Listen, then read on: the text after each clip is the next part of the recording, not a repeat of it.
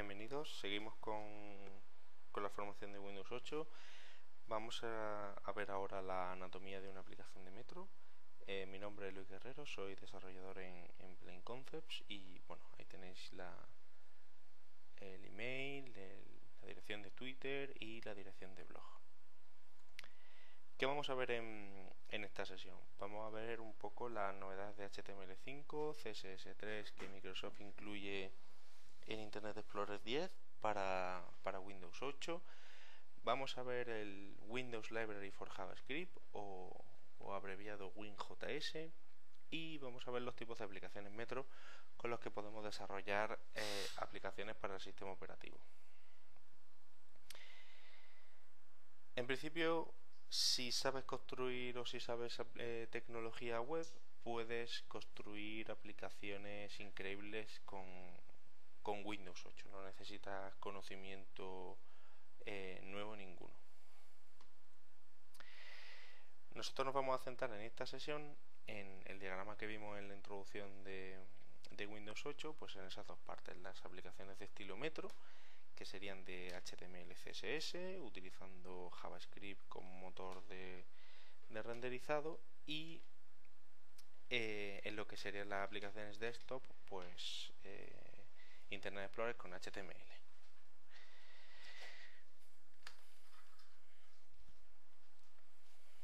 Vale. Entonces, vamos a ver un poco cuáles son las novedades de HTML5 para tanto Internet Explorer 10 como para el motor de renderizado de las aplicaciones de estilo Metro.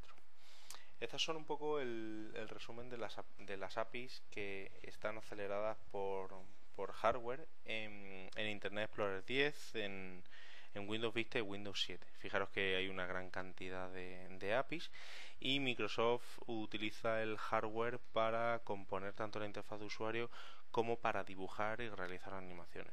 En Internet Explorer 10 y Windows 8 el número de APIs aceleradas por hardware es mucho mayor que el anterior. Entonces podemos destacar CSS3 Transition, CSS 3D Transform, animaciones, Flexbox, gradientes, layout multicolumna, en fin, un montón de cosas que están aceleradas por hardware en Windows 8.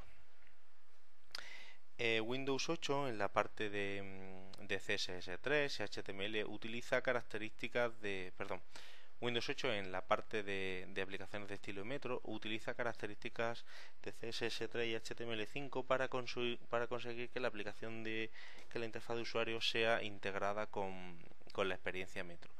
Podemos destacar pues las transformaciones 2D y 3D pues para hacer los efectos del tilt, para animaciones de objetos de entrada, de salida. Luego tenemos animaciones y transiciones para los objetos que entran, que salen. Se utiliza el grid y el flexbox para el sistema de layout, para componer en el list view, gradientes, efectos de texto y todo eso para componer la interfaz de usuario. Y como el contenido va fluyendo, se utilizan elementos o controles de multicolumna, paginación y posiciones basados en números de float, que son cosas nuevas de CSS3. ¿Vale? Todo esto está acelerado por hardware, lo que significa que independientemente del dispositivo o de la plataforma, pues nuestras aplicaciones se van a ver estupendas y van a ir muy fluidas y animadas. Vamos a ver algunas animaciones de CSS3 que podemos encontrar para Internet Explorer 10. Yo estoy ejecutando Windows 8. Aquí tenemos Internet Explorer 10 y vamos a ver algunas de las animaciones que aparecen en los comentarios. Fijaros que lo que tenemos aquí son las transiciones de CSS3 que se pueden utilizar en Internet Explorer 10. Fijaros que por ejemplo tenemos transformaciones 2D. Pues por ejemplo ese texto, que fijaros que lo tenemos ahí y abajo nos aparece los estilos que se le están aplicando. Fijaros que lo que podemos hacer es rotarlo en 2 dimensiones, escalarlo, y además podemos hacerle un skew, ¿vale? Incluso trasladarlo en X y en Y, Y fijaros que aquí abajo a la derecha aparecen los valores de CSS3 que se le están aplicando en este instante al control. Lo mismo que tenemos transformaciones 2D, también tenemos transformaciones 3D, ¿vale? Que son específicas de Internet Explorer 10, que podemos rotar el objeto en 3D, simplemente como si fuera una proyección de un plano, ¿vale? No es geometría 3D como tal, sino simplemente proyectar el elemento en un plano y mover ese plano en un espacio tridimensional. Tenemos el cambio de perspectiva, ¿vale? Y transformación con respecto al punto de origen, ¿vale? Fijaros que lo mismo que tenemos, pues CSS Transition, tenemos pues efectos de animación, en el que nosotros podemos pues decirle, pues por ejemplo, una animación de entrada, que se lo podemos dar, por ejemplo, a la opacidad, con lo cual pues debería de animarse. Y bueno, pues un montón de elementos, ¿vale? Regiones, flexbox, ese tipo de cosas a la hora de formatear elementos y contenido en HTML5.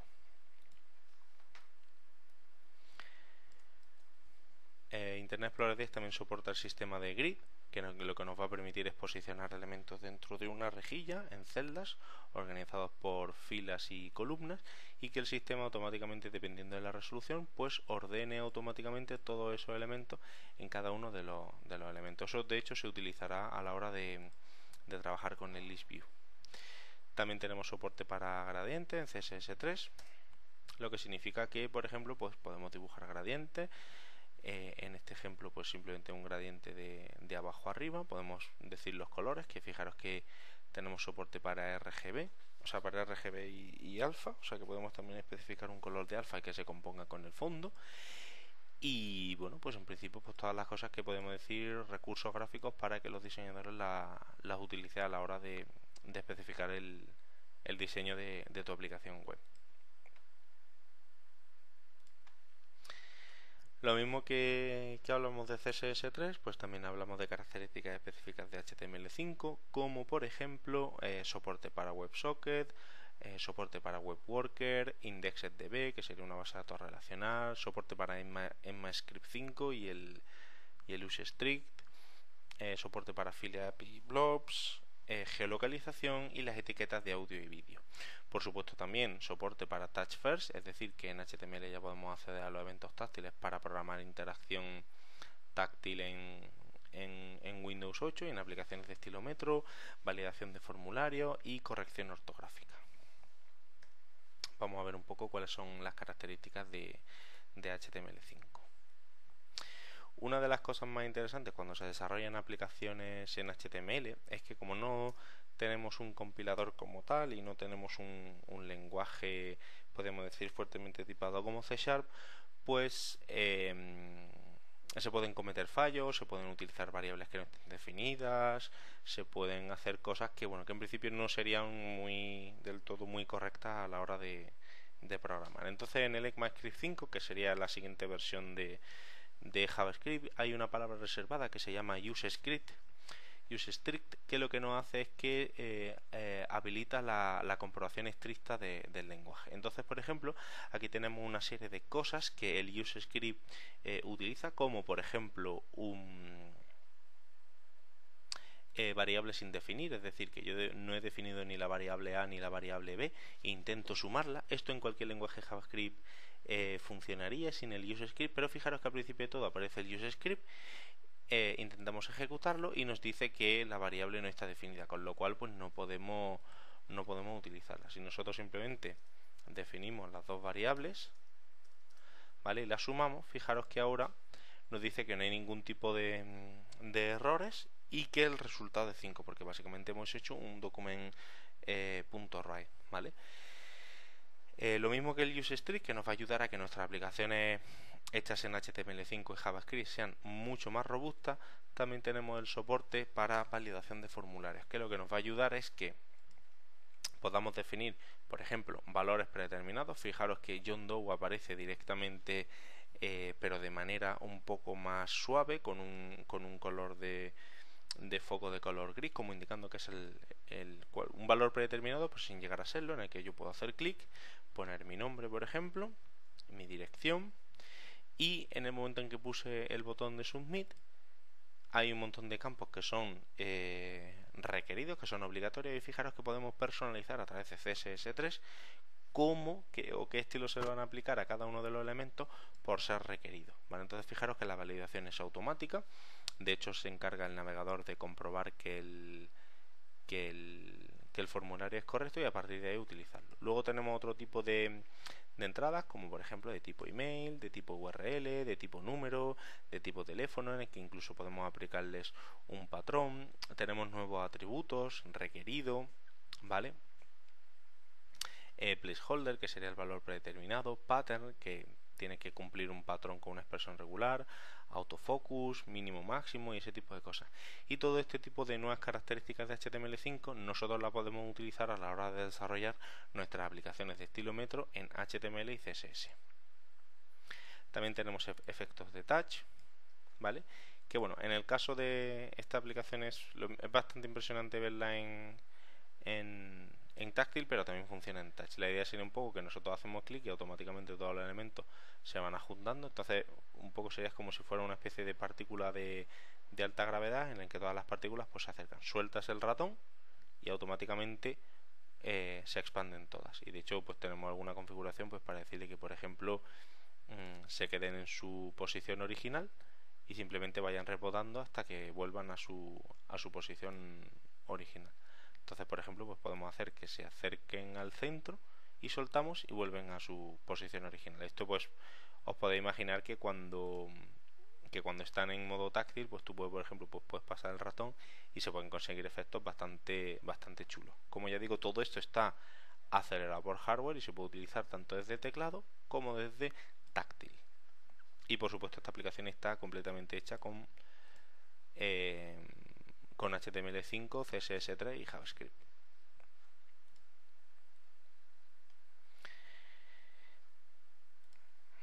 Vale.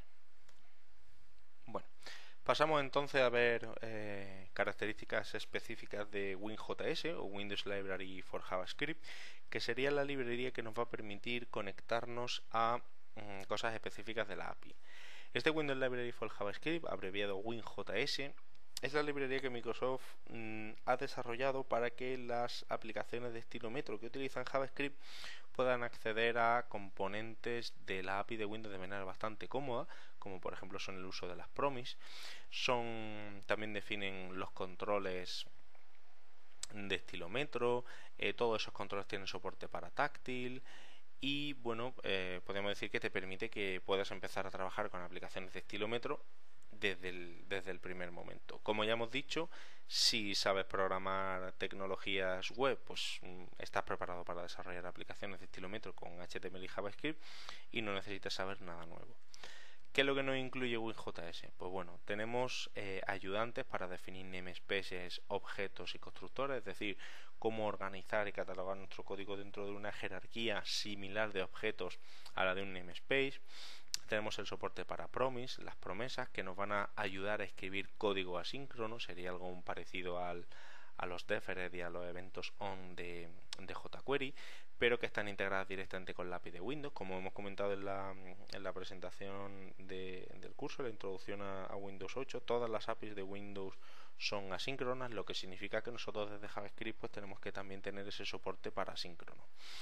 Tenemos un modelo de aplicación que vamos a poder consumir los nuevos modelos de aplicación desde JavaScript, soporte para navegación de páginas, definición de páginas y controles de usuario, enlace a datos, data binding, definición de controles, animaciones, plantillas, utilidades y CSS predeterminados. Entonces este Windows Library por JavaScript es dos ficheros de JavaScript que se llaman base.js y UI.js y dos estilos de CSS que se llaman UI Light y UI Dark.css, que son los que nos van a permitir definir una serie de estilos para nuestra aplicación.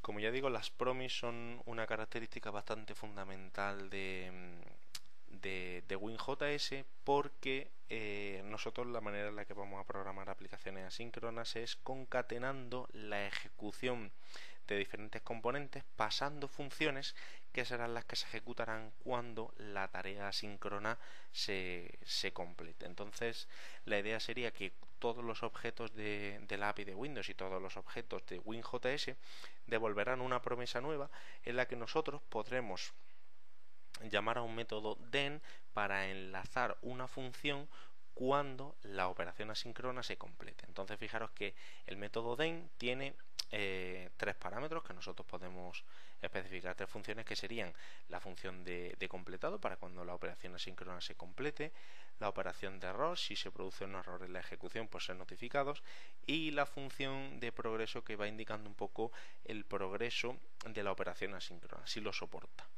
La función den devuelve otra función, es decir, devuelve otra promise que nosotros podemos de nuevo volver a enlazar, y como ya digo son muy similares en cuanto a comportamiento a otras librerías de tercero de JavaScript. Lo bueno es que en el ejemplo que vemos en pantalla estamos haciendo una petición a Ajax Cross Domain.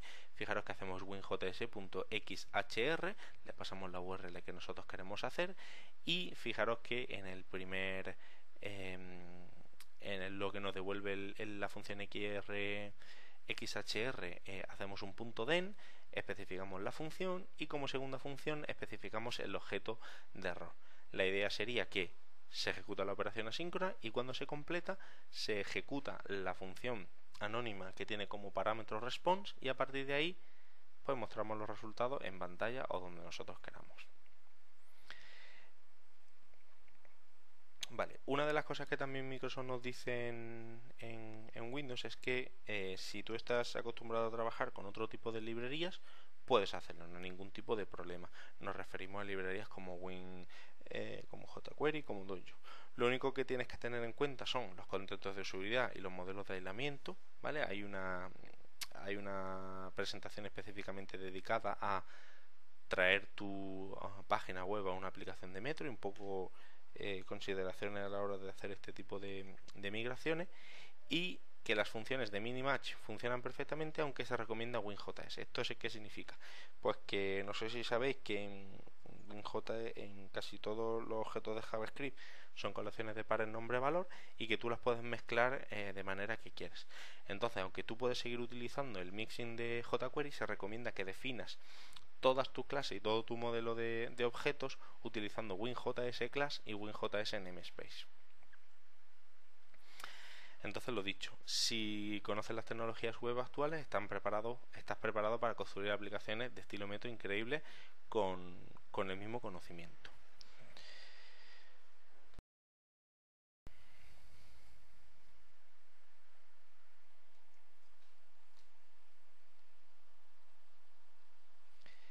Bueno, pues ahora vamos a pasar a ver los tipos de aplicaciones Metro que tenemos.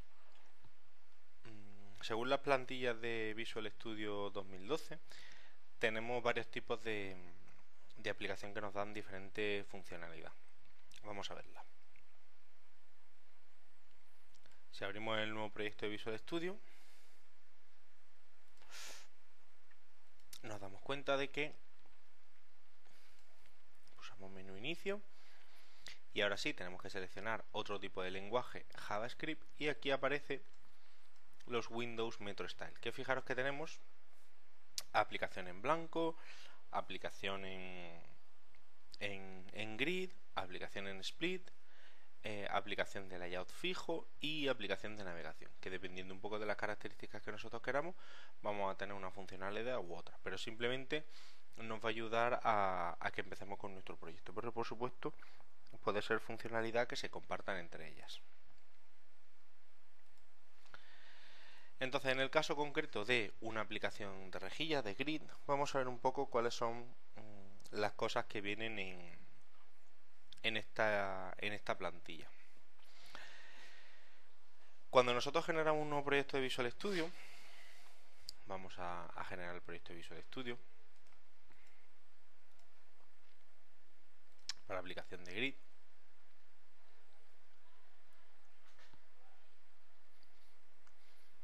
Fijaros que en el Solution Explorer tenemos una serie de carpetas con unos nombres predeterminados que nos van a ayudar a organizar el contenido de nuestra aplicación. Fijaros que tenemos, lo primero de todo, aparecen en las referencias la Windows Library for JavaScript 1.0 RC, que si os fijáis lo que contiene son los ficheros CSS de la versión UI Dark y UI Light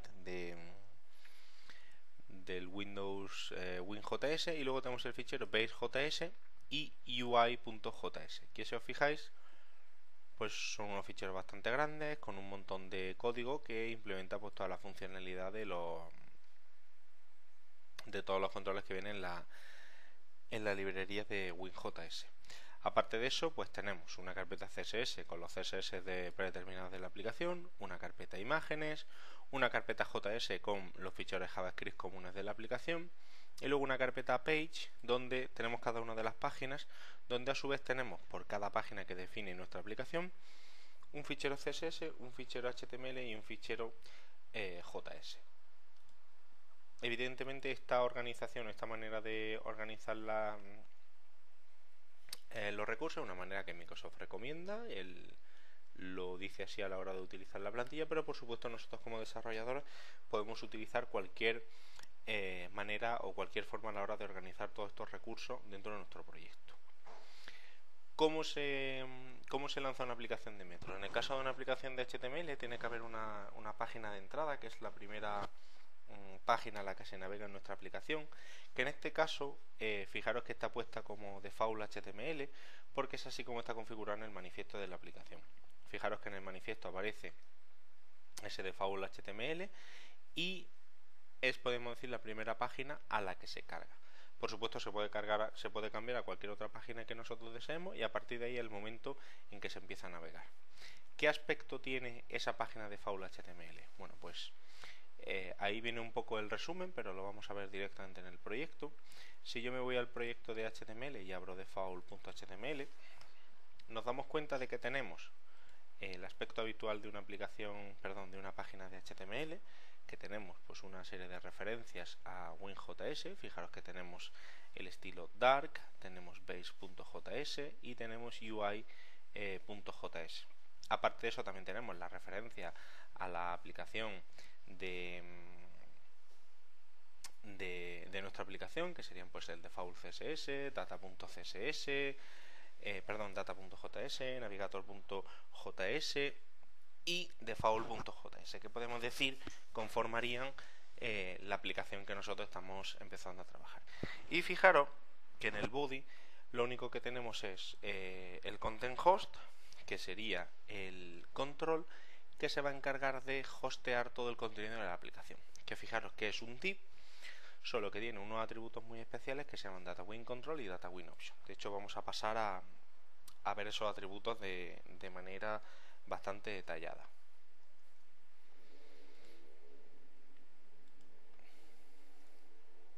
Con lo cual fijaros que en el cuerpo de la página tenemos ese div content host, ¿vale? Y ese div appbar que representa la barra de comando de la aplicación.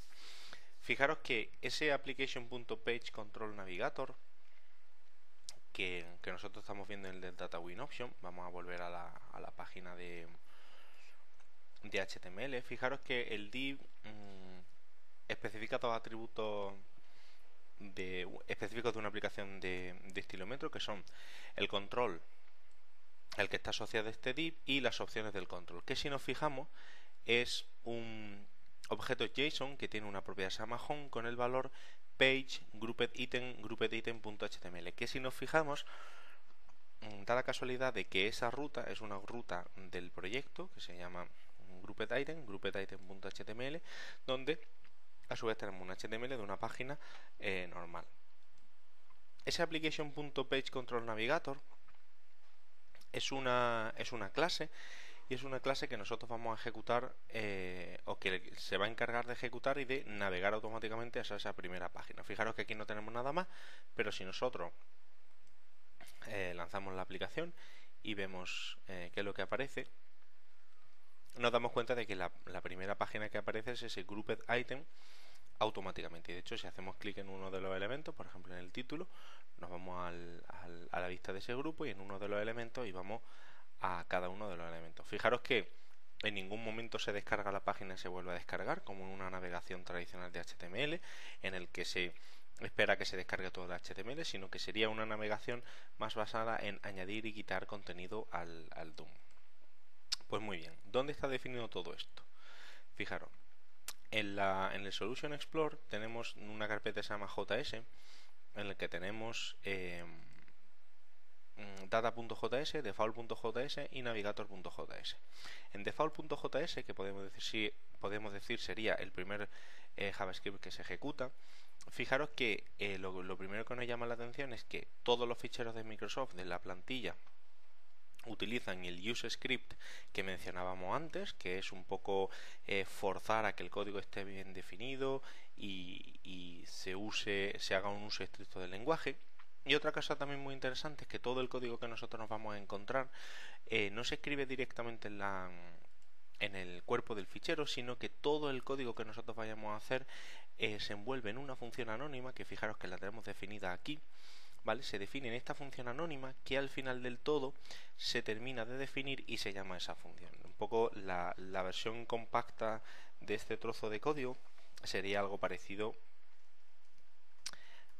así. Fijaros que lo que nosotros estamos haciendo es definir una función y nada más que la definimos, lo que podemos hacer es llamar a esa función anónima.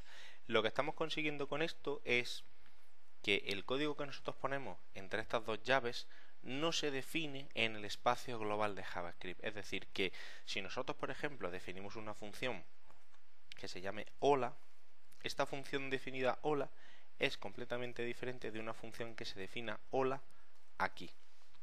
¿Vale? Fijaros que si nosotros definimos la función hola fuera de esa función anónima, donde nosotros estamos insertando todos estos objetos es en el objeto Windows del navegador. Entonces fijaros que dentro de la función anónima, si nosotros hacemos window.hola, fijaros que estamos llamando a la función hola que está fuera del ámbito de esta función, ¿vale? Entonces, una de las cosas que se intenta evitar cuando nosotros definimos esa función anónima y definimos todo el código dentro son las colisiones de nombres. Es decir, que todas las funciones y todos los objetos que nosotros hagamos lo hagamos dentro de esta función anónima que está fuera del objeto Windows, ¿vale? Entonces es una cosa muy importante porque todo el código que nosotros vamos a ver de JavaScript, tanto como el código que vosotros generéis, tiene que estar envuelto en esta función anónima para que así no haya colisiones y podamos tener un montón de código cargado en memoria y que no haya conflicto entre ellos, ¿vale? Entonces, como ya digo, todos los ficheros de JavaScript pues están envueltos en esa función anónima y a partir de ahí se empieza a trabajar. Entonces fijaros que lo primero que se hace en este default.js es que se suscribe en el objeto application. Fijaros que todo lo que empiece por WinJS, winjs.application, es cosas específicas del Windows JavaScript Library for Windows, y el resto de APIs que empiecen por ejemplo por Windows son APIs específicas de WinRT. Entonces fijaros que lo que estamos haciendo es suscribirnos al evento activated para saber cómo hemos sido activados, y fijaros que si el tipo de activación ha sido launch, es decir, que hemos sido lanzados porque un usuario ha hecho clic en nuestra aplicación, podemos haber sido activados por muchos eventos diferentes, como por ejemplo un share de compartir o de buscar, en el que nuestra aplicación es lanzada porque alguien está buscando y nosotros podemos saberlo directamente. Además también podemos saber si la aplicación ha sido lanzada desde cero, es decir, que viene del estado terminado, o si simplemente ha sido reactivada de la suspensión, para que si nosotros tengamos oportunidad de ejecutar alguna pieza de código en nuestro código, en nuestra aplicación, ¿vale? Entonces eso es lo que se refiere al default.js. Después el fichero navigator.js, que si os fijáis es un poco más complejo que el anterior, define varios objetos interesantes. Lo primero de todo, como vemos, está envuelto en esa función anónima que hemos mencionado anteriormente. También utiliza el useString a la hora de definir el código, y fijaros que lo que hace, lo primero de todo, es cachear algunos objetos que vamos a utilizar en nuestra aplicación para tenerlos directamente ahí y a partir de ahí poder utilizarlos. Lo siguiente que hacemos, y aquí es donde me quiero parar un poco para hablar sobre todo esto es que se está llamando a la función, fijaros, winjs.namespace.define.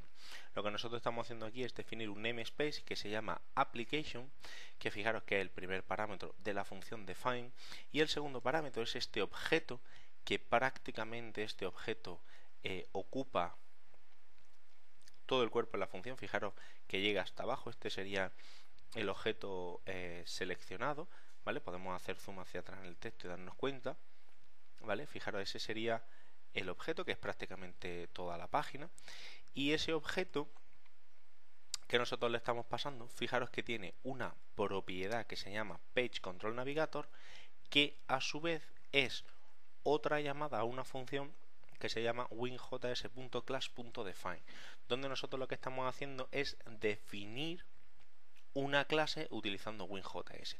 Fijaros que como application tiene un único campo que se llama PageControlNavigator, nosotros podemos hacer cosas como var navigator igual a new application, vale, lo vamos a hacer justo después de que se haya definido.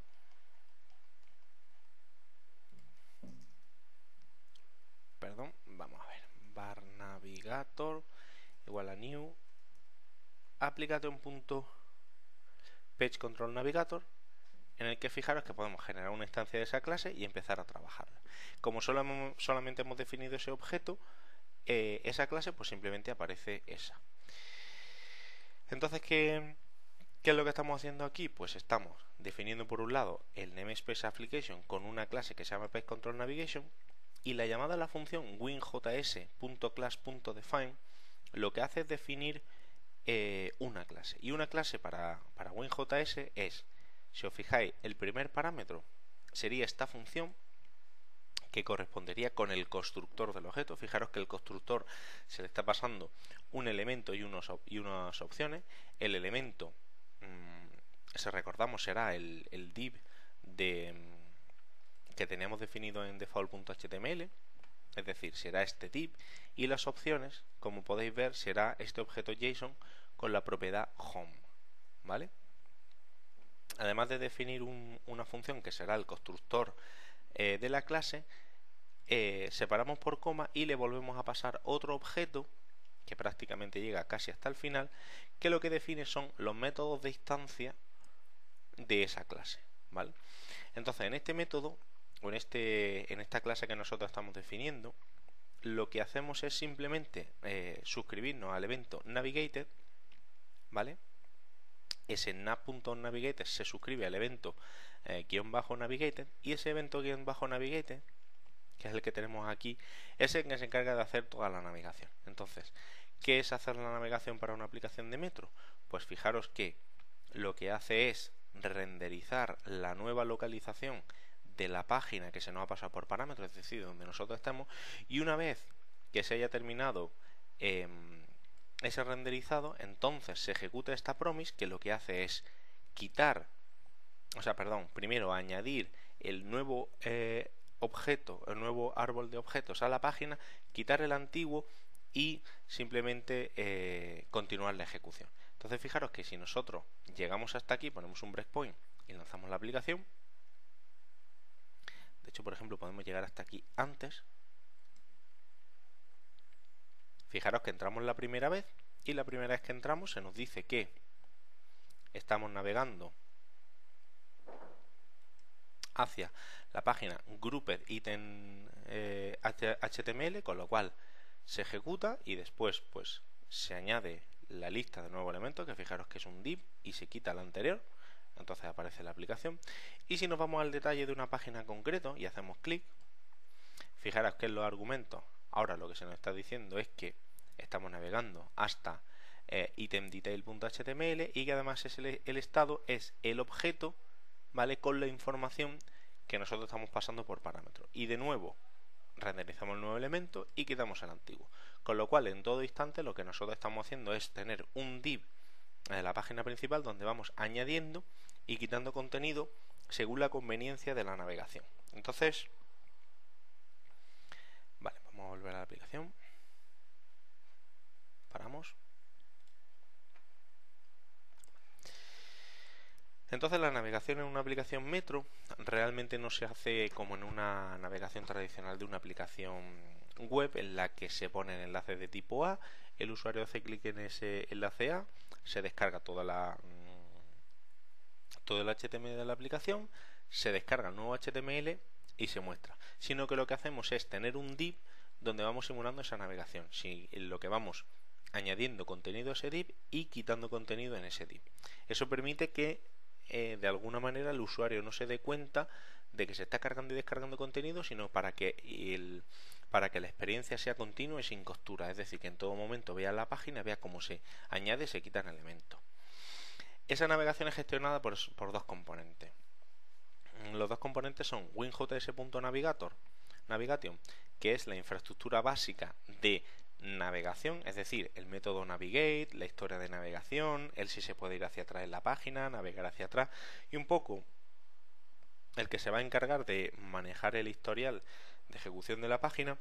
Y luego tenemos ese Page Control Navigator, que es justo lo que nosotros hemos estado viendo en la demo, que se encarga de darle sentido a la navegación. Es decir, que cuando se lanza el evento de navegado, lo único que nosotros hacemos es que cogemos la localización nueva que queremos